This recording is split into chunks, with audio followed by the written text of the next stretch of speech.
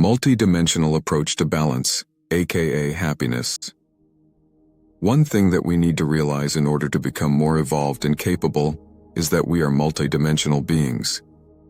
For example, we all know toxic food can make us sick, but very few people realize that toxic thoughts can also make us sick in the same way. Similarly, there are other aspects of a human being which most of us have never experienced or mastered. Change or healing can be initiated in people by various means and by using different aspects of our being. Let's look at this. Mental. When someone is not feeling good, they might see a psychologist, which helps the patient change the way they think by challenging and improving their thoughts. Or sometimes people change their thoughts by studying or using other means, and this change in thinking patterns makes them feel better. Why? By changing their thoughts, they change their emotions. What are emotions? A play of chemicals in the body and brain. So by changing their thoughts, they affect their chemistry, emotions, body, and health. This is the change that is initiated by the mind. It's usually the most challenging to achieve, but also the most effective. Chemical. Someone else might not directly deal with changing their thoughts. They might use a synthetic or natural medicine or drug, like an antidepressant prescribed by a doctor, or they might use natural medicines, like mind-altering plants. All of these mainly change the chemistry of their body and emotions, which might cause a temporary or long-term change in the way a person thinks and feels. This is the change initiated by medicine. Diet.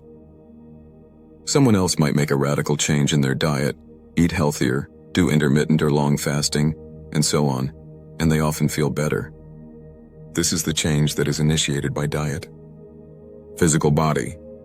Someone else might start exercising, especially if they do more holistic sports like classical yoga asanas or Tai Chi, which affect not only the body or health but subtler aspects of our being, and after a while they might find themselves feeling way better. This is the change initiated by the physical body. Environment. Someone else might change their external situations, such as their job, their relationships, and their environment, or they might choose to go and live in an environment where there is more harmony and purity like nature, and they might feel a change.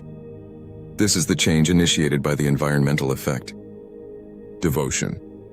Someone else might start a new hobby, something that they are passionate about, or find a cause that they like to dedicate themselves to, like serving people or an art form, and sometimes people feel a great change just by forgetting themselves and focusing on something they love.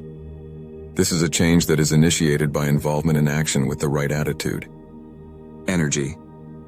And finally, the less commonly recognized is to create change in the life energies by doing authentic and correct practices of yoga, such as Kriya Yoga, or the Chinese system of Qigong, and they might feel a big shift in many things such as body, mind, and emotions. This is the change that is initiated by energy. This is highly effective but needs a high degree of discipline, dedication, and most importantly, an authentic teacher. So you see, one can initiate change by different means, but usually, to achieve success, one needs to work on more than one of these, because we are multidimensional beings. You can't keep generating negativity in your mind and expect that a diet change will change your whole mind. Diet helps, but it's not one cure for everything.